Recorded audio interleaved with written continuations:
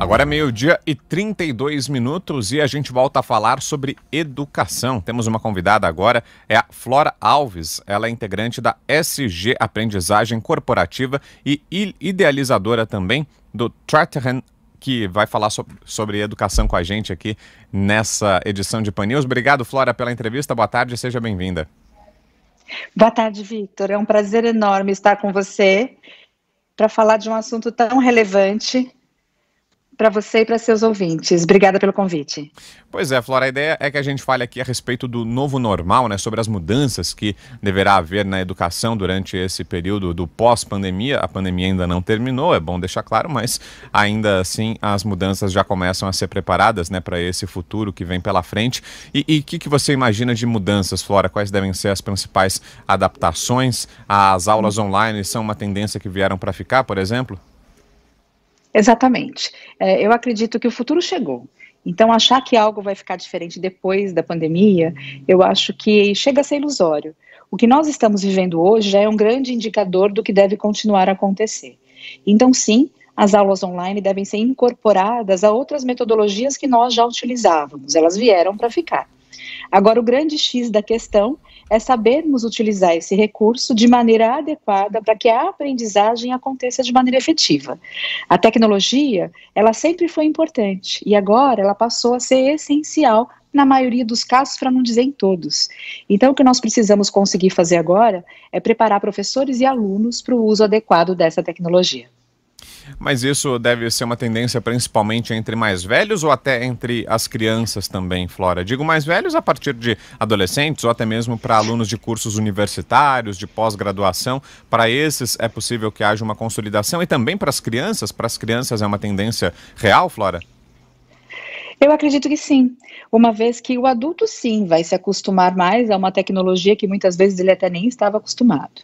Agora, quando pensamos nas crianças, nós aprendemos o tempo inteiro em ambientes formais e informais. E muitas crianças já fazem uso de dispositivos de tecnologia com outras finalidades.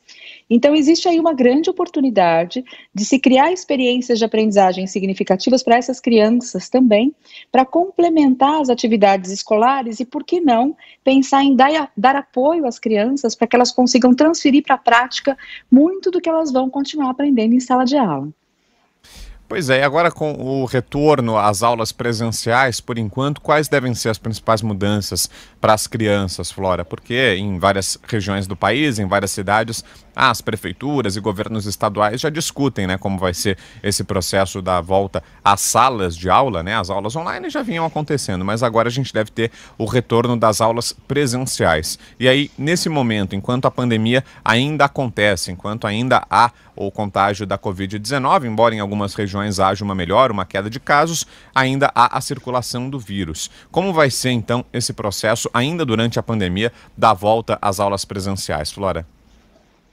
Eu acho que nós vamos ter aí um grande desafio com relação à volta das aulas presenciais, sobretudo porque o Brasil tem dimensões continentais e as divergências no que diz respeito ao acesso a escolas e tecnologias são muito diversificadas.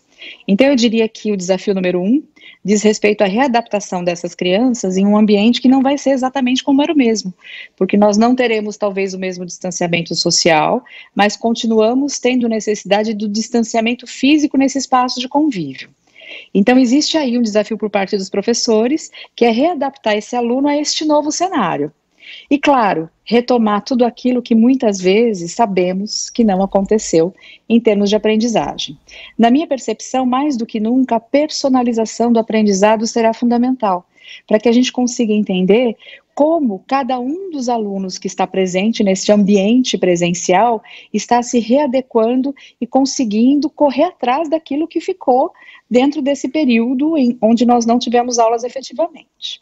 Então, neste momento, na minha percepção, o maior desafio é a gente conseguir preparar o professor para que ele consiga dar conta dessa personalização do ensino num ambiente que nós sabemos que não é o mais adequado e que nem sempre os professores têm todos os recursos que eles necessitariam para conseguir executar o seu trabalho.